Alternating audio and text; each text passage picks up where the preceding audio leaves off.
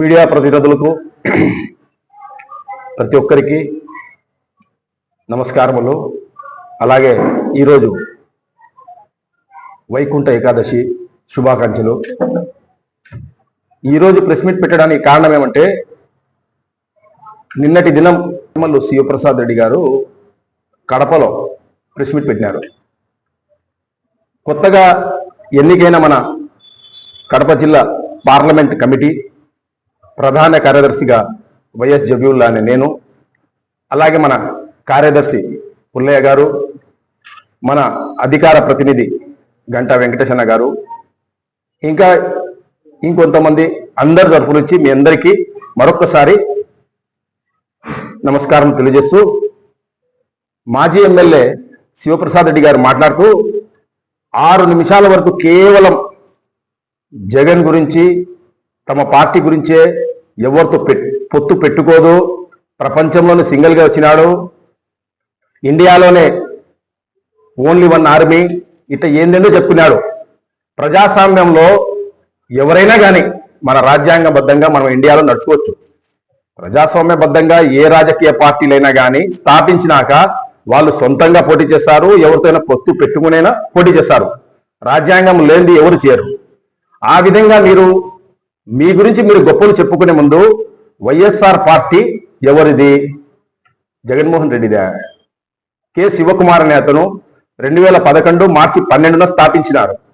ఆయన కాడి నుంచి మీరు పార్టీ తీసుకున్నారు, ఆయనకు పార్టీ నుంచి దెబ్బేసినారు. మీరు మమ్మల్ని మా పార్టీ గురించి మాట్లాడుతున్నారు.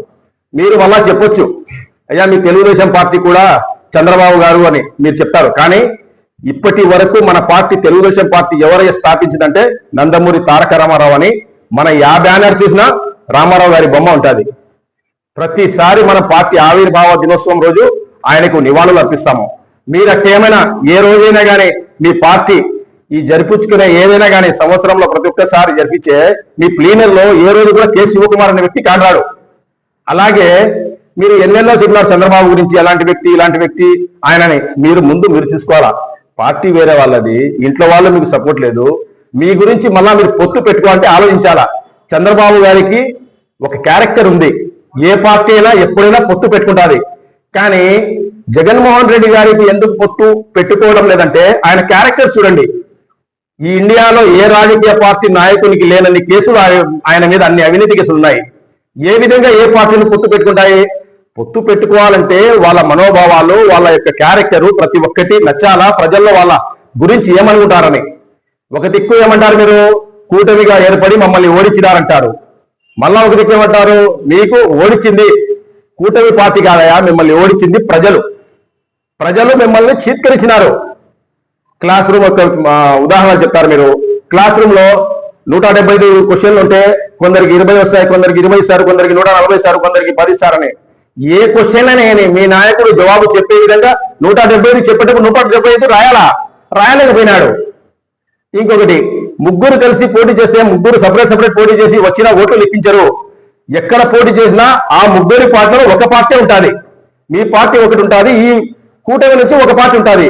ప్రజలు వేయాలనుకుంటే ఎట్టైనా వేస్తారు, మిమ్మల్ని వేయదలుచుకోలేదు.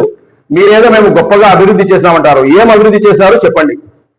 ఒక్కటి పూర్తి చేసినారా ఏదైనా? మీరు పోనీ ఏదైనా హామీ ఇచ్చింది మీరు ఏమైనా చేసినారా? కేవలం మీరు మద్య నిషేధం అని చెప్పినారు, మద్య నిషేధం చేసినారా?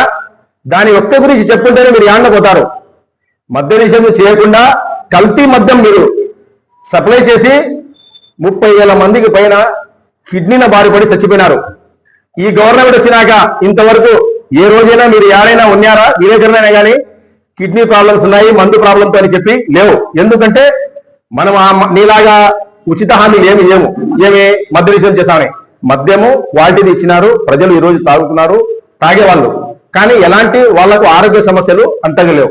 అలాగే అభివృద్ధి గురించి మీరు చెప్తున్నారు. మా జీవనం అడుగుతున్నావు, నువ్వు ప్రభుత్వం ఏం అభివృద్ధి చేసినావు? నువ్వు జగనన్న కాలనీ కట్టినావు, అది పూర్తి చేసినావా? అలాగే బ్రిడ్జి అన్నావు, ధర్మగడ్డ పూర్తి చేసినావా?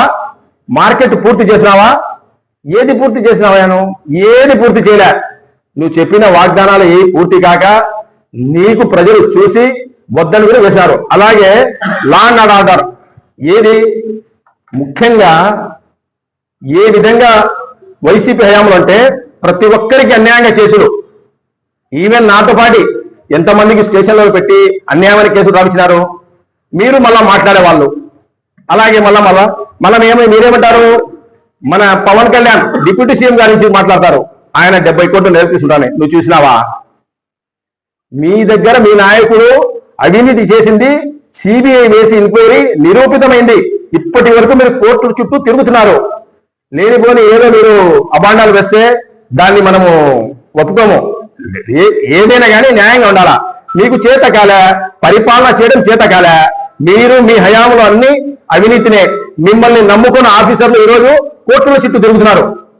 ఇంతకు ముందు ఆ విధంగా ఉన్నారు. మీ నాన్న ఉన్నప్పుడు చేస్తున్నారు, మీ అధికారం చేస్తున్నారు. పొత్తులు అనేది సామాన్యము. రాజశేఖర రెడ్డి గారు కూడా ఏం చేశారు? 2004లో తెలంగాణ సపరేట్ అనే పెడతాన పార్టీతో పొత్తు పెట్టుకున్నారు. సిపిఎం పొత్తు పెట్టుకున్నారు. కానీ నువ్వు పెట్టుకోలేదంటే నీ దగ్గరికి రారు. కారణం అంటే మన క్యారెక్టర్ బాగలేదు. అలాగే పోనీ జగన్మోహన్ రెడ్డి గారు ఏ పార్టీ నుంచి వచ్చినారు? ఆయన కాంగ్రెస్ నుంచి వచ్చినాడే. పార్టీ ఒకరిది, ఆయన కాంగ్రెస్ నుంచి వచ్చినాడు. నువ్వు శివప్రసాద్ రెడ్డి నువ్వు ఎన్ని పార్టీలు మారినావు? ఆ పార్టీలో ఉండే వాళ్ళందరూ పక్క పార్టీ నుంచి వచ్చిన వాళ్ళే. నువ్వు కేవలం బస్సు ఒకటిలో వేరే వాడిని తీసుకుని వచ్చి డ్రైవర్ కూర్చుంటారే, దాంట్లో కూర్చున్న వాళ్ళందరూ పక్క పార్టీ వాళ్ళే. కానీ ప్రజలకు కావాల్సిందంటే మంచి పరిపాలన చేసేవాడు కావాలా. అలాగే చట్టపరంగా ఏమైనా కానీ తప్పు ఎవరైనా చేయండి, భయపడాలా. మొన్న మీరు లాస్ట్ సారి మీ పార్టీలో ఉండే వాళ్ళు మాట్లాడుతూ మన పట్టణ అధ్యక్షుడి గురించి, ప్రభుత్వ పట్టణ అధ్యక్షుడి గురించి ఎంత ఘోరంగా మాట్లాడతారు. పెద్ద పదవి ఇచ్చినారు, ఆ పదవి ఇచ్చినారు. మీ పార్టీలో ఉన్నప్పుడు ఏ పదవి ఇచ్చినారు ఆయనకు? ఆ పదవి కూడా ఇలా. పట్టణాధ్యక్షుడు అనేది చిన్న పదవి కాదు. ప్రొద్దుటూరు పట్టణానికి ప్రథమ టీడీపీ పౌరుడు ఆయన అధ్యక్షుడు అంటే. అలాంటి పదవి ఇచ్చినారు. మీరేం ఇచ్చారు? మీకు బీసీలు అంటే పడదు. కేవలం ప్రొద్దుటూరు కాదు, పూర్తి రాష్ట్రం తెలుసు.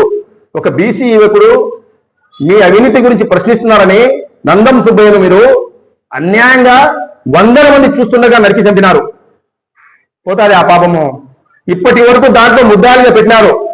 శివప్రసాద్ రెడ్డిని, బంగారెడ్డిని, కమిషనర్ రాధా పున్నమ ఆమెను.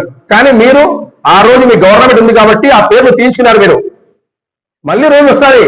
ఎవరు అన్యాయంగా ఎవరిని చంపినా, ఎవరేం చేసినా కానీ చట్టం ముందు నిలవాల్సిందే. ఆ రోజు వస్తుంది.